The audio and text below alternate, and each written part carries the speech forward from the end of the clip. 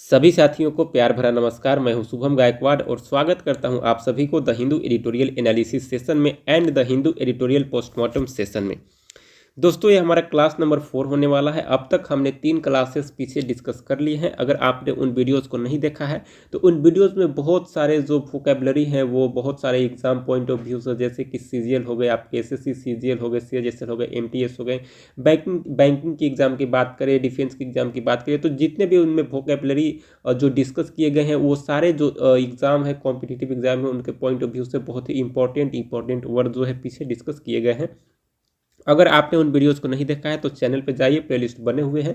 उन वीडियोस को देख के अपना जो वोकैबुलरी है उसको इम्प्रूव कर सकते हो, जो कॉम्प्रिहेंशन अंडरस्टैंडिंग है उसको इम्प्रूव कर सकते हैं। ठीक है, तो चलिए आज के इस सेशन को हम लोग स्टार्ट करते हैं और आगे बढ़ते हैं। उससे पहले मैं आपको बता दूं कि जो हमारा एडिटोरियल डिस्कस करने का जो स्ट्रेटेजी होता है, जो हमारा जो एक अप्रोच होता है, वो होता है कि पहले जितने भी वर्ड्स हमारे एडिटोरियल में आए होते हैं उन सारे वर्ड्स को हम डिस्कस कर लेते हैं। जो भी वर्ड्स हमारे लिए नए हो, जिन वर्ड्स को हम पहले न जानते हो, उन सारे वर्ड्स को हम डिस्कस कर लेते हैं। इससे होता यह है कि जब हम एडिटोरियल पढ़ते हैं तो उस समय हमारे पढ़ने के दौरान जो वर्ड होते हैं वो हमारे माइंड में रहते हैं, इसलिए जो हमारी अंडरस्टैंडिंग कैपेसिटी है वो डेवलप कर जाती है और हम ज़्यादा कुछ समझ पाते हैं। क्योंकि सारा जो इंग्लिश लैंग्वेज में वो जो खेल है वो सारा खेल है वर्ड का। अगर आपको वर्ड्स आते हैं तब तो आप समझ पाएंगे, लेकिन जब वर्ड्स नहीं आते हैं तो आप नहीं समझ पाएंगे। तो मेन फोकस हमारा जो रहता है वो वर्ड्स पे रहता है। तो पहले हम वर्ड्स को सीखते हैं, जो भी नए वर्ड्स आए होते हैं, उसके बाद फिर हम पैराग्राफ को रीड करते हैं और उसे समझने की कोशिश करते हैं। ठीक है, तो चलिए दोस्तों, आज के जो एडिटोरियल में जो वर्ड्स नए वर्ड्स जो यूज किए गए हैं उन वर्ड्स को हम डिस्कस करते हैं। तो अब हम आ गए हैं अपने वोकैबुलरी स्लाइड पे और आज के जो एडिटोरियल में वोकैबुलरी जो यूज़ हुए हैं उनमें पहला जो वर्ड है वो है हमारा ले ऑफ। ले ऑफ मतलब क्या होता है? ले ऑफ पहले एक नाउन वर्ड है और इसका मतलब होता है discharge of workers because of adverse economic condition. Adverse मतलब होता है जो विपरीत परिस्थिति जो होता है, उस समय जो डिस्चार्ज होता है, जो निष्कासन होता है वर्कर्स का, बिकॉज ऑफ एक खराब इकोनॉमिक कंडीशन, एक आर्थिक कंडीशन। जब किसी भी कंपनी को खराब हो जाती है तो जो अपना वर्कर को जो हटाता है यानी कि छांटता है, उस प्रोसेस को कहते हैं छटनी। ठीक है, तो ले ऑफ मतलब होता है बेसिकली छटनी। जब कोई भी कंपनी जो अपने वर्कर्स को, अपने एम्प्लॉय को जो अपने कंपनी से जो निकालती है, उस प्रोसेस को कहते हैं ले ऑफ। ठीक है, टेक प्लेस एक वर्ब है, इसका मतलब होता है घटित होना या फिर होना। इसको हैपेंड भी कह सकते हैं। ठीक है, इसको हैपेंड भी कह सकते हैं। नेक्स्ट वर्ड है हमारा मेजर। मेजर एक एडजेक्टिव वर्ड है, इसका मतलब होता है मुख्य। ठीक है, और next word is enterprises. Enterprises एक नाउन वर्ड है, इसका मतलब होता है उद्यम। ठीक है, स्टार्टअप एक नाउन वर्ड है, इसका मतलब होता है इनिशिएटिव, पहल या फिर शुरुआत। इन स्टार्टअप जो वर्ब वर्ड भी होता है, स्टार्टअप को अगर वर्ब के रूप में हम यूज करेंगे तो उसका मतलब होगा किसी भी चीज़ की शुरुआत करना। ठीक है, अगर आप बिजनेस स्टार्ट कर रहे हो तो आप कह सकते हो कि मैंने एक बिजनेस का स्टार्टअप किया है। ठीक है, तो स्टार्टअप बेसिकली नाउन भी होता है और वर्ब भी होता है। अगर हम नाउन के रूप में इसका यूज करेंगे तो इनिशिएटिव होगा, पहल या फिर किसी भी चीज़ की शुरुआत। लेकिन अब वर्ब के रूप में करेंगे तो वर्ब देखिए एक्शन होता है, यानी कि कुछ करना होता है वर्ब में। तो यही स्टार्टअप शुरू करना होगा, पहल करना होगा या फिर शुरू करना होगा। ठीक है, नेक्स्ट है हमारा फिनेंशियल कॉन्ट्रेंस। फिनेंशियल मतलब होता है आपका आर्थिक और कॉन्ट्रेंस मतलब होता है तंगी। तो फिनेंशियल कॉन्ट्रेंस मतलब हो गया आपका आर्थिक तंगी। ठीक है, एडवर्स। एडवर्स मतलब होता है प्रतिकूल, विपरीत या फिर अपोजिट। ठीक है, तो एडवर्स जब ऐसे भी बोलचाल के भाषा में हम कहते हैं कि जो हमारा अभी जो हमारा जो टाइम चल रहा है वो एडवर्स टाइम, यानी कि हमारा विपरीत समय चल रहा है, यानी कि प्रतिकूल समय चल रहा है। ठीक है, तो एडवर्स मतलब होता है अपोजिट या फिर विपरीत कह सकते हैं या फिर प्रतिकूल कह सकते हैं। ठीक है, साइट मतलब होता है हवाला देना, रेफर करना, किसी चीज़ को रेफर करना, संबोधित करना, हवाला देना, कुछ कहना किसी के बारे में कहे तो बेसिकली साइट एक वर्ब वर्ड है, इसका मतलब होता है हवाला देना। ठीक है, हायर एक नाउन भी है और वर्ब भी है। ठीक है, तो हायर मतलब होता है भर्ती करना या फिर भर्ती। ठीक है, तो कंपनियां जो है वो बहुत सारे वर्कर्स को हायर करती है, एम्प्लॉय को हायर करती है। ठीक है, तो हायर मतलब होता है भर्ती करना या फिर भर्ती। ठीक है, अगर नाउन के रूप में यूज करेंगे तो इसका मतलब होगा भर्ती, अगर वर्ब के रूप में यूज करेंगे तो इसका मतलब होगा भर्ती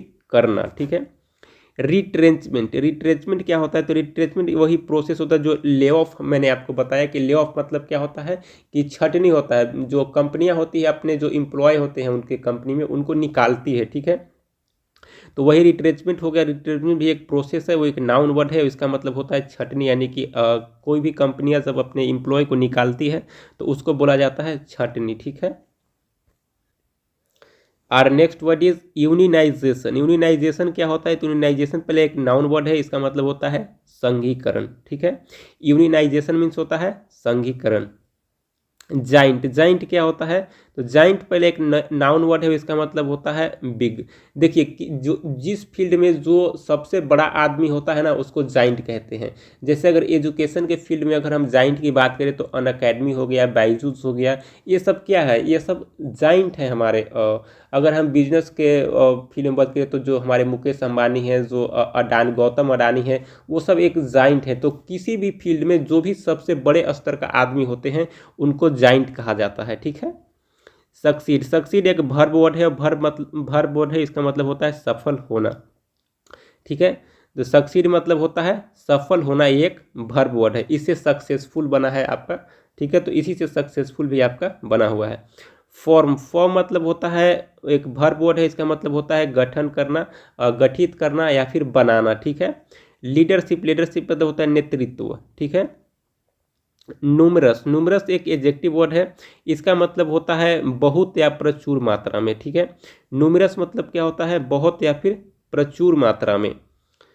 our next word is overwhelmingly, वे ओवरवेल्म से बना है ओवरवेलमिंगली, ठीक है। तो ये एक एडवर्ब वर्ड है, इसका मतलब होता है विथ अ ग्रेट मेजोरिटी, कहता है कि अत्यधिक होना यानी कि एबंडेंट होना, ठीक है। तो ओवरवेलमिंगली मतलब होता है अत्यधिकता, ठीक है, अत्यधिक या फिर अत्यधिकता। और सेप्टिकल, सेप्टिकल एक एडजेक्टिव वर्ड है, इसका मतलब होता है नॉट इजीली कन्विंस्ड, यानी कि किसी को जल्दी विश्वास नहीं दिलाया जा सकता। वैसा व्यक्ति जिसको विश्वास नहीं दिलाया जा सकता है, बहुत जल्दी वो विश्वास नहीं करता हो, यानी कि वो अविश्वासी हो, ठीक है। तो सेप्टिकल मतलब होता है नॉट इजीली कन्विंस, जिसको कन्विंस नहीं किया जा सकता हो वो अविश्वासी होता है, ठीक है। विस अविस, विस अविस मतलब होता है फेस टू फेस, यानी कि आमने सामने। विस अविस मतलब होता है फेस टू फेस यानी कि आमने सामने, ठीक है। शट डाउन, शट डाउन एक वर्ब वर्ड है, इसका मतलब होता है बंद करना। रिट्रेंच, रिट्रेंच एक वर्ब वर्ड है, इसका मतलब होता है to tell somebody that can't continue working for you, किसी को यह बताना कि अब हम आपके लिए काम नहीं करेंगे, ठीक है। रिट्रेंच मतलब ये होता है कि किसी को बताना, जैसे आप कंपनी में किसी कंपनी में काम कर रहे हो तो उस कंपनी में आपको उस कंपनी को बताना कि अब हम आपके लिए काम नहीं करेंगे, उसका मतलब होता है रिट्रेंच, ठीक है। इम्पावरमेंट, इम्पावरमेंट एक नाउन वर्ड है, इसका मतलब होता है सशक्तिकरण, ठीक है। इम्पावरमेंट मीन्स होता है सशक्तिकरण। आउटसोर्सिंग, आउटसोर्सिंग एक नाउन वर्ड है, इसका मतलब होता है the process of arranging for somebody outside a company to do work or provide goods for that company. कहता है कि आउटसोर्सिंग मतलब होता है कि कहीं अलग आपका प्रबंध कर दिया जाता है, उस कंपनी में न रह के आपको कहीं अलग जगह शिफ्ट कर दिया जाता है, ठीक है। और वहाँ पे आपको उस कंपनी के लिए काम करना होता है। उस प्रोसेस को कहा जाता है आउटसोर्सिंग, जो कि आपको आउटसोर्स यानी कि बाहर के जो सोर्स है वहाँ पे आपको रख दिया जाता है, बेसिकली उस कंपनी से निकाल के, ठीक है। वायलेट, वायलेट एक वर्ब वर्ड है, इसका मतलब होता है उल्लंघन करना। कल हम डिस्कस किए थे वायलेंस, वायलेंस क्या होता है? वायलेंस एक एडजेक्टिव वर्ड होता है, उसका मतलब होता है आपको हिंसा, ठीक है। और वायलेट जो है वो एक वर्ब वर्ड है, उसका मतलब होता है उल्लंघन करना, ठीक है। कंप्लेन, कंप्लेन एक वर्ब वर्ड है, इसका मतलब होता है शिकायत करना। और कंप्लेंट एक नाउन वर्ड है, इसका मतलब होता है शिकायत सिर्फ। तो कंप्लेन मतलब कंप्लेन एक वर्ब वर्ड है, इसका मतलब शिकायत करना। और कंप्लेंट बात करें हम कंप्लेंट की, तो कंप्लेंट होता है नाउन वर्ड, इसका मतलब होता है शिकायत, ठीक है। तो नाउन और वर्ब में आप डिफरेंस याद रखेंगे। Our next word is seek, seek एक वर्ब वर्ड है, इसका मतलब होता है टू लुक फॉर समथिंग, किसी भी चीज़ की तलाश करना, ठीक है। तो सीक मतलब क्या होता है? किसी भी चीज़ की तलाश करना, किसी भी चीज़ को ढूंढना, ठीक है। इंटरवेंशन, इंटरवेंशन एक नाउन वर्ड है, इसका मतलब होता है इंटरफेरेंस, मतलब हस्तक्षेप करना, ठीक है। इंटरवेंशन करना या फिर इंटरफेरेंस करना यानी कि हस्तक्षेप करना, किसी भी चीज़ में इंटरफेयर करना, हस्तक्षेप करना, ठीक है। तो अब नेक्स्ट वर्ड है कॉन्सिलिएशन, कॉन्सिलिएशन क्या है? तो कॉन्सिलिएशन एक नाउन वर्ड है और इसका मतलब होता है समझौता करना, ठीक है। कॉन्सिलिएशन एक नाउन वर्ड है, इसका मतलब होता है समझौता करना। वाव, वाव एक वर्ब वर्ड है, इसका मतलब होता है प्रॉमिस करना, प्रतिज्ञा लेना, ठीक है। ओथ भी आप इसको कह सकते हैं। वाव हो गया या फिर ओथ हो गया या फिर प्रॉमिस हो गया, तो इसका मतलब होता है प्रतिज्ञा लेना, शपथ लेना, ठीक है। Subscribe to our channel if you are new to this channel. अगर आप इस चैनल पर नए हैं तो प्लीज़ इस चैनल को सब्सक्राइब कर लीजिए और बेल नोटिफिकेशन ऑन कर लीजिए, जिससे आपको जो अपकमिंग वीडियोस की जो नोटिफिकेशन है वो आपको मिले और आप वीडियोस को देख पाएँ, ठीक है। और इस चैनल की अगर पीडीएफ चाहिए तो Gaikwad English training centre Telegram channel dedicated आपके लिए ही बनाया गया है, जिसमें मैं न्यूज़पेपर का पीडीएफ देता हूँ और जो भी अब इस क्लासेस के जो पीडीएफ हैं वो मैं धीरे धीरे अपलोड कर रहा हूँ, ठीक है। तो जितने भी वोकैबुलरी के पीडीएफ होते हैं मैं यहाँ Gaikwad English training centre Telegram channel पे आपके लिए प्रोवाइड करा रहा हूँ, जिससे आप क्लासेस के जो भी वोकैब हैं उनको आप रिवाइज कर सके और जब फ्यूचर में ये आपको बहुत काम आने वाले हैं, ठीक है। ये सारे वर्ड्स जो हैं वो competitive exam point of view से डिस्कस किए जा रहे हैं, ठीक है। तो आपका नॉलेज भी इन्हांस होगा, आपका अंडरस्टैंडिंग भी इन्हांस होगा इंग्लिश का, और ओवरऑल आपका जो वर्ड पावर है वो आपका बिल्ड होगा, ठीक है। तो टेलीग्राम चैनल को जरूर ज्वाइन कर लिए। चलिए अब आगे हम लोग एडिटोरियल एनालिसिस शुरू करते हैं। आज का जो हमारा एडिटोरियल का जो हेडलाइन है वो कहता है the role of labour unions in emerging sectors. कहता है कि द रोल मतलब होता है भूमिका, तो कहता है कि द भूमिका है, जो भूमिका है लेबर यूनियंस का, जो लेबर्स का जो यूनियन होता है यानी कि जो संगठन होता है, इन इमर्जिंग सेक्टर्स, यानी कि इमर्जिंग मतलब होता है जो उभरता हुआ जो क्षेत्र है, उनमें जो लेबर यूनियंस का, जो लेबर का जो संगठन है उनका जो भूमिका है, बेसिकली उसके बारे में आज का एडिटोरियल लिखा गया है, ठीक है। जो आज के जो हमारे एडिटोरियल के जो राइटर हैं, जो ऑथर हैं, वो हैं KR श्याम सुंदर, ठीक है। KR श्याम सुंदर हैं, is a professor of XL RI संत Xavier school of management Jamshedpur. तो आज के जो हमारे एडिटोरियल के जो ऑथर हैं उन्होंने वो कौन है? तो इज अ प्रोफेसर, वो एक प्रोफेसर हैं। कहाँ के प्रोफेसर हैं? तो XLRI के प्रोफेसर हैं, संत Xavier school of management Jamshedpur के वो प्रोफेसर हैं, ठीक है। तो उन्होंने क्या जो हेडलाइन है वो क्या कहता है कि the role of labour unions in emerging sectors. कहता है कि the roles of labour union, यानी कि जो मजदूरों का जो संघ है, जो संगठन है, उनका जो भूमिका है इमर्जिंग सेक्टर्स में, जो उभरता हुआ जो क्षेत्र है उनमें उनके भूमिका के बारे में लिखा गया है। अब इस किस कॉन्टेक्स्ट में ये लिखा गया है, जब हम पूरे आर्टिकल को डिस्कस करेंगे उसके बाद पता चलेगा। तो चलिए अब हम आर्टिकल को डिस्कस करते हैं। अब आगे कहता है there have been many reports of layoffs in the last few months. कहता है कि पिछले कुछ महीनों में, in the last few month यानी कि पिछले कुछ महीनों में, there have been many reports यानी कि बहुत सारे रिपोर्ट्स रहे हैं। किस चीज़ के रिपोर्ट्स रहे हैं?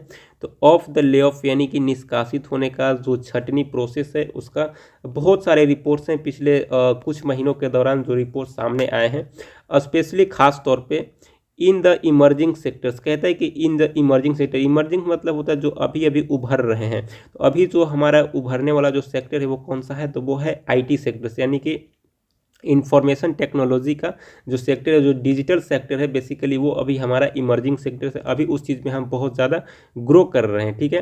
तो कहते हैं कि there have been many reports, बहुत सारे रिपोर्ट्स मिले हैं ऑफ ले ऑफ यानी कि ले ऑफ का, इन द लास्ट फ्यू मंथ यानी कि पिछले कुछ महीनों के दौरान, स्पेशली खास तौर पे इन द इमर्जिंग सेक्टर्स, जो हमारा इमर्जिंग सेक्टर्स है, जो सेक्टर्स मतलब होता है क्षेत्र, ठीक है।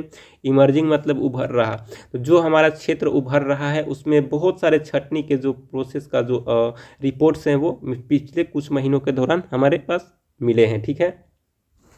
अब आगे कहता है layoffs have been taking place not only in India. कहते हैं कि जो लेऑफ है, जो छटनी का जो प्रोसेस है, जो निष्कासित किया जा रहा है एम्प्लॉय को, मजदूर को जो निकाला जा रहा है, have been taking place not in India, सिर्फ इंडिया में ही ये चीज़ें नहीं हो रही है, बट लेकिन इन मेजर इकोनॉमीज लाइक US2। कहता है कि जो एक मुख्य जो इकोनॉमीज़ है, जो बहुत बड़ा इकोनॉमीज़ माना जाता है, लाइक यूएस, जो अमेरिका के बारे में कहा जा रहा है कि वहाँ भी छटनी प्रोसेस की जा रही है।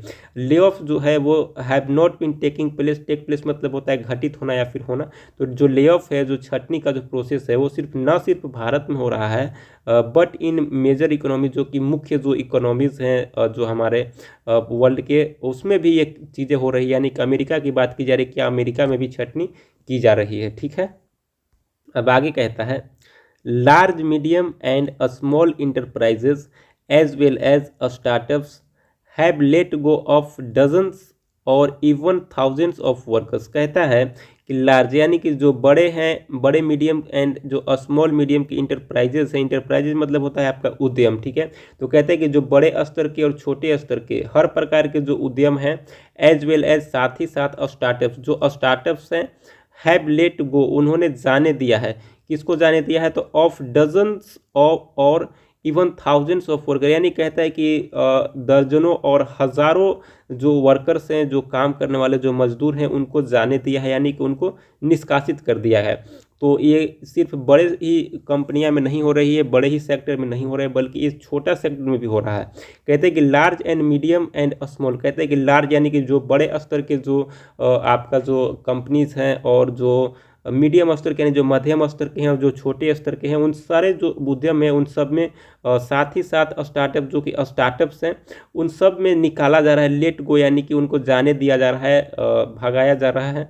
डजन्स ऑफ और इवन थाउजेंड्स ऑफ, यानी कि जो छोटे स्तर के हैं उसमें दर्जनों को निकाला जा रहा है, जो बड़े स्तर हैं, बड़े स्तर के जो कंपनियां हैं, उनमें हज़ारों को निकाला जा रहा है। ठीक है, तो बेसिकली ये कहा यह जा रहा है कि जो छोटे स्तर के जो हैं, मीडियम स्तर के जो हैं, और जो बड़े स्तर के जो कंपनियां हैं, वो सारे छटनी प्रोसेस कर रही है। यहाँ तक कि जो स्टार्टअप्स हैं वो भी कर रही है, और इंटरप्राइजेज तो कर ही रही है। ठीक है, तो इंटरप्राइजेज और स्टार्टअप्स दोनों जो कि छटनी प्रोसेस कर रही है। ठीक है, इन 2022 कहता है कि 2022 में स्टार्टअप्स इंक्लूडिंग बायजूस, कहते हैं कि स्टार्टअप्स जिसमें शामिल हैं Byju's, Ola, Unacademy, Vedantu, Chargebee, white हट Junior, Udaan and City Mall announced layoff. कहता है कि इन 2022 में स्टार्टअप्स इंक्लूडिंग, स्टार्टअप्स जिसमें शामिल हैं बायजूस, बायजूस एक स्टार्टअप है, ओला एक स्टार्टअप है, Unacademy, Vedantu, Chargebee, white हट Junior, Udaan and City Mall announce, इन्होंने घोषणा किया है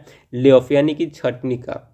तो कहता है कि 2022 में कौन कौन से जो स्टार्टअप्स हैं उन्होंने घोषणा किया है ले ऑफ का। ले ऑफ मतलब होता है छटनी, तो छटनी करने का।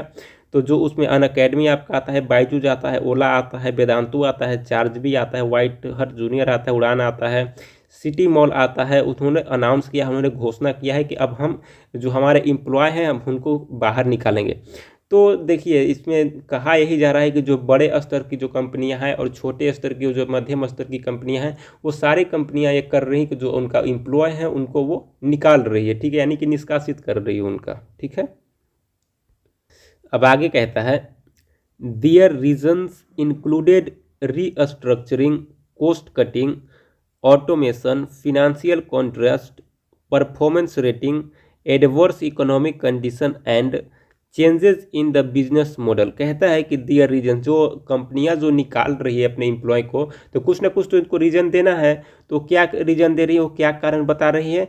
इंक्लूडेड उनके कारण में शामिल है, किस चीज़ कारण उसके शामिल है? तो रीस्ट्रक्चरिंग, उनका जो कहते हैं वो कि हम रीस्ट्रक्चर कर रहे हैं, अपना जो फाउंडेशन है उसको रीस्ट्रक्चर कर रहे हैं, कॉस्ट कटिंग कर रहे हैं, ऑटोमेशन कर रहे हैं, फिनेंशियल कॉन्ट्रेंस यानी कि हमारा जो आर्थिक तंगी से हम गुजर रहे हैं। ठीक है, तो बेसिकली उनका कहने का मतलब है कि जो हम आपको निकाल रहे हैं उसके लिए वो कौन कौन से कारण देते हैं, वो आपको कारण के बारे में बताया गया है कि वो रीस्ट्रक्चरिंग का कारण देते हैं, कॉस्ट कटिंग का कारण देते हैं, ऑटोमेशन का कारण देते हैं, फिनेंशियल कॉन्ट्रेंस का कारण देते हैं, परफॉर्मेंस का कारण देते हैं, रेटिंग एडवर्स इकोनॉमिक कंडीशन का कारण देते हैं, एंड और changes in the business model, कहते हैं कि हम अपना बिजनेस मॉडल को चेंज कर रहे हैं। तो इस प्रकार का वो रीज़न देते हैं, जो कि जब वो एम्प्लॉय को बेसिकली ले ऑफ करते हैं यानी कि निकालते हैं अपने कंपनी से, तो इस प्रकार की रीजन्स को देते हैं कि रीस्ट्रक्चरिंग हम कर रहे हैं, कॉस्ट कटिंग कर रहे हैं, ऑटोमेशन पे हम फोकस कर रहे हैं, फिनेंशियल कॉन्ट्रास्ट से हम गुजर रहे हैं, यानी कि हमारा जो अभी हालत हालत है वो बहुत ख़राब है हमारी कंपनी का, हम आर्थिक तंगी से गुजर रहे हैं। परफॉर्मेंस, हमारा जो परफॉर्मेंस रेटिंग है जो एम्प्लॉय का, उस चीज़ पे बात करते हैं कि आपका जो परफॉर्मेंस रेटिंग है वो अच्छा नहीं है, इसलिए हम आपको निकाल रहे हैं। और एडवर्स इकोनॉमिक कंडीशन, कहते हैं कि एडवर्स यानी कि अभी प्रतिकूल यानी कि विपरीत जो इकोनॉमिक कंडीशन है हमारा वो अभी कुछ ठीक नहीं चल रहा है, अभी हम आपको पेमेंट नहीं कर पाएंगे। तो ये सब रीज़न जो है वो देते हैं, ठीक है। और जो लास्ट बताया जा रहा है कि and change in the business model, वो कहते हैं कि अब हम बिजनेस मॉडल चेंज कर रहे हैं, पहले से जिस ट्रेडिशनल बिजनेस मॉडल पे काम कर रहे थे वो हमारे लिए सही नहीं है, अब हम न्यू बिजनेस मॉडल को इंक्लूड करना चाहते हैं, अब उस पर काम करना चाहते हैं। जो पुराने वर्कर्स हैं उनको वो बेसिकली निकालते हैं और न्यू को हायर करते हैं। ये उनका रीज़न बताया जा रहा है ऑथर के द्वारा कि ये ऐसा रीज़न दे करके प्राइवेट सेक्टर से बहुत सारे एम्प्लॉय को निकालते हैं, ठीक है। अब आगे कहता है at the global level alphabet, Amazon, Meta, Microsoft, Twitter, Apple among others have let go of employees. कहता है कि एट द ग्लोबल लेवल, ये सब तो हम नेशनल लेवल पे बात कर रहे थे, जो भी जो कंपनियां, जो माइक्रोसॉफ्ट के जो हम बात कर रहे थे अभी, बाइजूस की बात कर रहे थे, अनअकैडमी की बात कर रहे थे, वो सब जो कंपनियां हैं वो तो हमारे नेशनल लेवल की कंपनियां हैं। लेकिन कहता है कि ग्लोबल लेवल यानी कि वैश्विक स्तर पे, पूरे विश्व लेवल की बात कहा जा रहा है कि जिसमें कंपनियां आती हैं उसमें अल्फ़ाबेट है, अमेज़ॉन है जिससे आप सामान को मंगाते हैं, मेटा जिसमें आप फेसबुक, इंस्टाग्राम, व्हाट्सअप को चलाते हैं वो मेटा है, माइक्रोसॉफ्ट जो आप यूज़ करते हैं, ट्विटर जो यूज़ करते हैं एलोन मस्क ने उसको टेक ओवर कर लिया है, एप्पल जो स्टीव जॉब का है, अमंग अदर्स कहता है कि उनमें से बहुत सारे जो हैं हैव लेट गो ऑफ, उन्होंने जाने दिया है अपने एम्प्लॉयज़ को, यानी कि एम्प्लॉय को निकाला है, ठीक है। तो कहता है, जो ऑथर जो है बेसिकली ये कहना चाहते हैं कि जो छोटी कंपनियां, जो और नेशनल स्तर पे, जो राष्ट्रीय स्तर पे जो कंपनियां हैं जो हमारे भारत में काम करती हैं, उनके अलावे जब विश्व स्तर पे देखेंगे, जब वैश्विक स्तर पे देखेंगे, ग्लोबल लेवल पे देखेंगे, तो उन कंपनियां का भी कुछ इसी प्रकार का हाल है, वो भी जो अपने एम्प्लॉय को निकाल रही है, ठीक है। तो उसमें अल्फ़ाबेट देखिए इतना बड़ा कंपनी है, अमेजोन, जेफ बेजोस का इतना बड़ा कंपनी है, मेटा को आप जान ही रहे हैं, दिन भर मेटा ही देखते रहते हैं, WhatsApp, Facebook, Instagram, Microsoft, Twitter, ये सब जो भी कंपनियां, एप्पल जैसे बड़े बड़े जो कंपनियां हैं, have let go of employees, जो अपने एम्प्लॉय को इन्होंने भी निकाला है। तो बेसिकली जो ऑथर हैं वो यही कहना चाहते हैं कि न सिर्फ राष्ट्रीय स्तर की बात है बल्कि अंतर्राष्ट्रीय स्तर पर जब आप ग्लोबल यानी कि वैश्विक लेवल की जब बात करते हैं तो वहाँ पर भी कुछ इसी प्रकार का काम चल रहा है, ठीक है। Amazon cited an uncertain economy and rapid hire in the past as a reason for the retrenchment। कहता है कि Amazon साइट किया है, साइट मतलब होता है हवाला देना, ठीक है। तो Amazon ने हवाला देते हुए कहा है एन अनसर्टेन इकोनॉमी, एक अनसर्टेन है कि अनिश्चित जो इकोनॉमी है उसको हवाला देते हुए कहा है, एंड और रैपिड हायर, यानी कि रैपिड मतलब होता है जल्द हायर करना, हायर मतलब होता है भर्ती, तो जल्द जो भर्ती का हवाला दिया है, और एक अनसर्टेन इकोनॉमी यानी कि अनिश्चित इकोनॉमी का हवाला देते हुए इन द पास्ट, पीछे द रीजन्स, उसने कारण बताया है फॉर द रिट्रेचमेंट मतलब होता है कि किसी को निष्कासित करना, जो ले ऑफ होता है उसी ले ऑफ का ये सिनोनिम है रिट्रेचमेंट, ठीक है। तो कहते हैं कि जो रिट्रेचमेंट किया है अमेजोन ने पीछे जो उन्होंने रिट्रेचमेंट किया यानी कि जो अपने एम्प्लॉय को निकाला है, उसका क्या रीजन दिया है, तो अनसर्टेन इकोनॉमी यानी कि अनसर्टेन अनिश्चित इकोनॉमी को रीजन बनाया है, और रैपिड हायर यानी कि वो बहुत ज़्यादा हायर कर रहे हैं, बहुत जल्द हायर कर रहे हैं, इस प्रकार का उन्होंने हवाला देते हुए अपना जो रिट्रेचमेंट प्रोसेस है यानी कि जो निष्कासन का जो प्रक्रिया है उसको कंप्लीट किया है, ठीक है। तो बेसिकली जो ऑथर हमें ये बताना चाह रहे हैं कि जो बड़ी कंपनियां हैं उनका भी कुछ हाल यही है।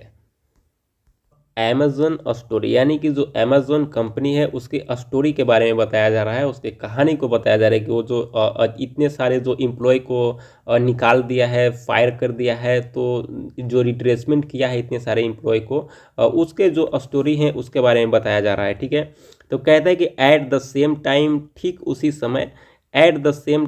उसी समय यूनियनाइजेशन मतलब होता है संघीयवाद या फिर एकीकरण, ठीक है। तो इसका यूनियनाइजेशन कहने का मतलब है कि बहुत सारे यूनियंस बनने शुरू हो गए, बहुत सारे गुट बनने शुरू हो गए, ठीक है।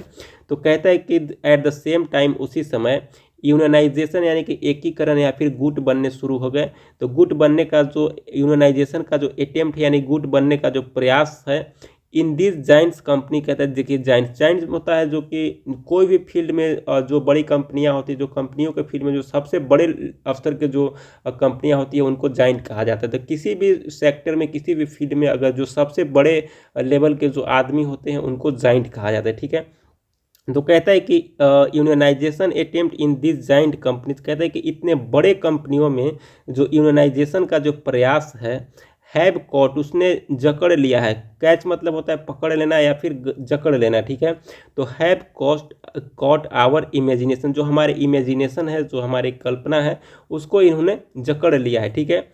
आगे कहते हैं कि Amazon workers at the warehouse at Staten Island called JFK8 succeeded in forming the Amazon Labor Union under the leadership of Chris Small. कहता है कि जो एक अमेजोन का जो वर्कर्स है, जो अमेजन में काम करने वाले जो वर्कर्स हैं, एट द वेयर हाउस, ये वेयर हाउस जो है वो एक प्लेस का नेम है, ठीक है। अगर यहाँ पे एट लगा हुआ है यानी कि पॉइंट ऑफ प्लेस को ये डिनोट कर रहा है, ठीक है। तो ये एक प्लेस है वेयर हाउस, ठीक है। एट स्टेटन आइलैंड, ये भी एक प्लेस है, ठीक है। कहता है कि वेयर हाउस स्टेटेड आइलैंड यानी कि वेयर हाउस में सिचुएटेड है आपका स्टेटेड आइलैंड। तो कहता है कि जो स्टेटेड आइलैंड है जो कि वेयर हाउस में है, वहाँ जो अमेजन वर्कर्स हैं कॉल, जिन्हें कहा जाता है, क्या कहा जाता है, तो JFK8 या फिर JFK8 के नाम से वे जाने जाते हैं। सक्सीडेड यानी कि वे सफल हो गए हैं, यानी कि वे कामयाब हो गए हैं। सक्सीड मतलब होता है सफल होना, कामयाब होना। तो सक्सीडेड यानी कि वो सफल हो गए हैं, कामयाब हो गए हैं। इन फॉर्मिंग यानी कि निर्माण करने में, गठन करने में, बनाने में the Amazon labour union, Amazon में लेबर यूनियन यानी कि लेबर का जो संघ है, जो संगठन है, उसको बनाने में वे सफल हो गए हैं, कामयाब हो गए हैं। Under the leadership of Chris Small, Chris Small नाम का एक व्यक्ति है, ठीक है। उसके लीडरशिप में यानी उसके नेतृत्व में क्या बनाने में सफल हो गए, तो फॉर्मिंग अमेजोन लेबर यूनियन ने कि अमेजोन कंपनी जो है उसमें लेबर यूनियन बनाने में सफल हो गए हैं। किसके नेतृत्व में, कौन इसका नेतृत्व कर रहा है, तो क्रिस स्मॉल्स यानी कि क्रिस स्मॉल्स नामक एक व्यक्ति है जो कि इस जो यूनियन है इसको लीड कर रहा है, यानी कि नेतृत्व कर रहा है, ठीक है। Who had been fired from the company, जो कि कंपनी से फायर कर दिया गया है। फायर मतलब क्या होता है, तो फायर मतलब होता है निष्कासित कर दिया जाना, निकाल दिया जाना, उसको भगा दिया जाना, ठीक है। तो उसको निकाल दिया गया है कंपनी से। तो वो क्या कर दिया, तो वो एक अपना जो तो लीडर निकल गया यार, ये जो है वो अपना एक संगठन ही पूरा बना दिया। तो कहता है कि एट द सेम टाइम, उसी समय, unionisation attempts in this giants company, कहता है कि जो एकीकरण का जो प्रयास था, जो एक संगठन बनाने का जो प्रयास था, एकजुट करने का लोगों का जो प्रयास था, जो लेबर्स का एकजुट करने का प्रयास था, इन दिस जाइंट्स कंपनी, इन बड़ी कंपनियों में, हैव कॉट आवर इमेजिनेशन, जो हमारे इमेजिनेशन को जो कॉट कर लिया है, जकड़ लिया है।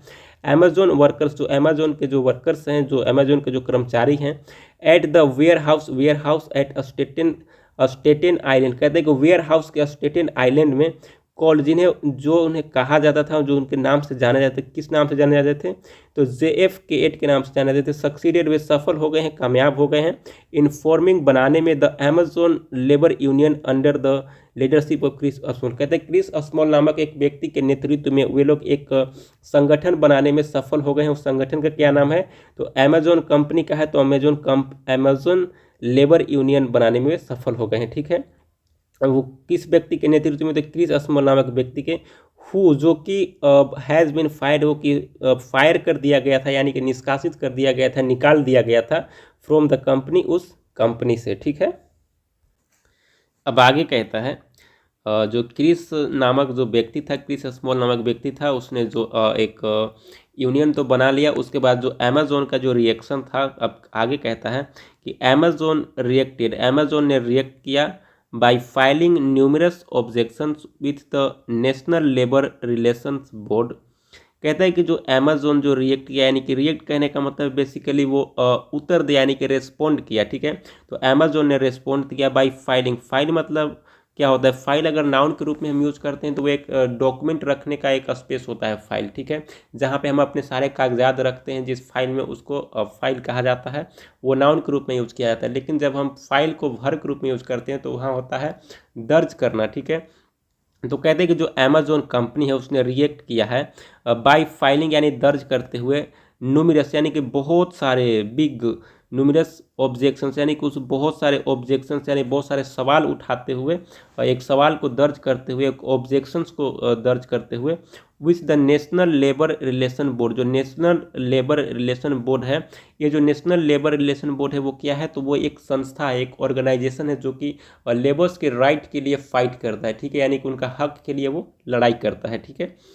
तो अब द लेबर रिएक्शन फिर देखिए कॉमा देकर इसके बारे में फिर इसकी डिटेलिंग बताई जा रही है, इसके बारे में बताया जा रहा है। The federal body that protects the right of the private sector employees to join together, कहता है कि जो एक फ्यूडरल बॉडी है, ठीक है, नेशनल लेबर रिलेशन के बोर्ड के बारे में बताया जा रहा है कि एक फ्यूडरल बॉडी है डेट जो प्रोटेक्ट करता है यानी कि रक्षा करता है द राइट्स यानी कि उनके हक को, उनके अधिकार को of the private sectors employ, जो भी प्राइवेट सेक्टर्स के एम्प्लॉय हैं, टू ज्वाइन टुगेदर, जो एक साथ जुड़ते हैं, ठीक है। तो बेसिकली कहा जा रहा है कि अमेजोन ने रिएक्ट किया है फाइलिंग यानी कि दर्ज करते हुए न्यूमरस ऑब्जेक्शन, बहुत सारे ऑब्जेक्शंस को उठाते हुए उसने रिएक्ट किया है with the national labour relation board, national labour relation board के साथ द फेडरल बॉडी, जो कि नेशनल लेबर रिलेशन बोर्ड जो एक फेडरल बॉडी है डेट प्रोटेक्ट, जो कि रक्षा करता है द राइट्स यानी कि जो हक को, अधिकार को of the private sector employ, जो भी प्राइवेट सेक्टर के जो एम्प्लॉय हैं जो ज्वाइन टुगेदर, जो एक साथ जुड़ते हैं, उनका जो हक है, उनका जो अधिकार है, उसके लिए बेसिकली ये फाइट करता है, उनका प्रोटेक्शन करता है, ठीक है। अब आगे कहता है ऑन द अदर हैंड, वहीं दूसरी तरफ, ऑन द अदर हैंड कहने का मतलब है कि वहीं दूसरी तरफ, ठीक है। Employees at the warehouse near Albany voted overwhelmingly against unionization in October 2022 as many of them are skeptical of the bargaining power of a union vis-a-vis giant like Amazon, कहता है कि on the other hand यानी कि वहीं दूसरी तरफ, एक तरफ तो आपको मैंने बताया कि यूनियनाइजेशन बन रहे हैं, बहुत सारे गुट बन रहे हैं, बहुत लोग एकीकरण, लोगों में एकीकरण हो रहा है, वो यूनाइट हो रहे हैं, और ये जो अमेजोन कंपनी है उसके अगेंस्ट वो लोग अपना राइट के लिए फाइट कर रहे हैं। लेकिन कहा जा रहा है कि ऑन द अदर हैंड यानी कि वहीं दूसरी तरफ employees at the warehouse near Albany voted overwhelmingly against unionisation, कहते हैं कि अगेंस्ट में भी, यूनियनाइजेशन के अगेंस्ट में भी बहुत सारे वोट किए जा रहे हैं वेयर हाउस, जो कि वेयर हाउस में जो अमेजोन वेयर हाउस है वहाँ पे बहुत सारे जो लोग हैं वो कि अगेंस्ट में इसके वोट कर रहे हैं।